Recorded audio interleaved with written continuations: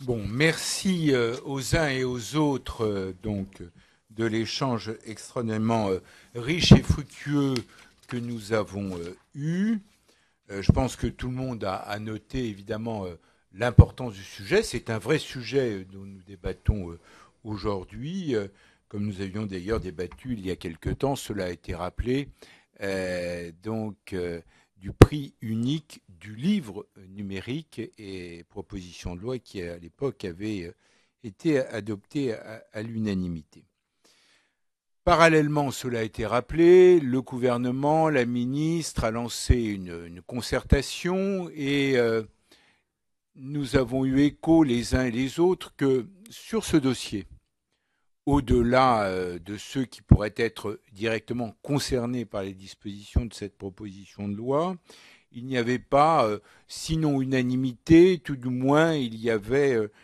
nécessité à prendre en compte un certain nombre d'avis divers. De ce fait, en me réclamant du président de la République qui présidait la France quand a été votée la loi sur le prix unique du livre, je pense qu'il est sans doute nécessaire de donner du temps au temps.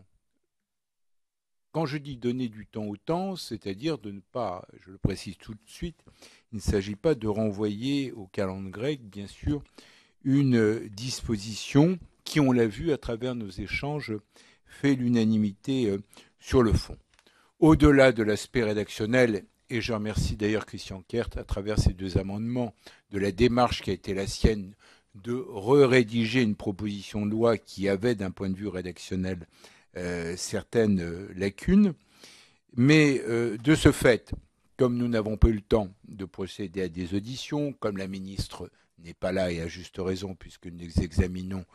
une proposition de loi, je vous propose aujourd'hui, c'est-à-dire ce 18 septembre,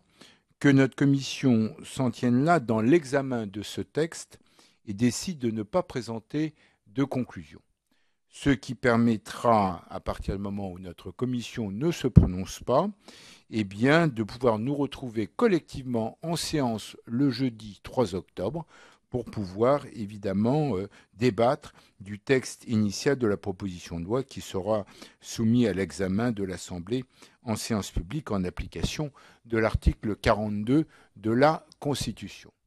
Donc, j'interroge la commission pour lui demander, je suis prêt à donner la parole à qui le souhaite, pour lui demander si elle est d'accord avec la proposition que je formule, que notre commission s'en tienne là aujourd'hui à travers l'échange fructueux que nous avons eu dans l'examen de ce texte et décide de ne pas présenter de conclusion.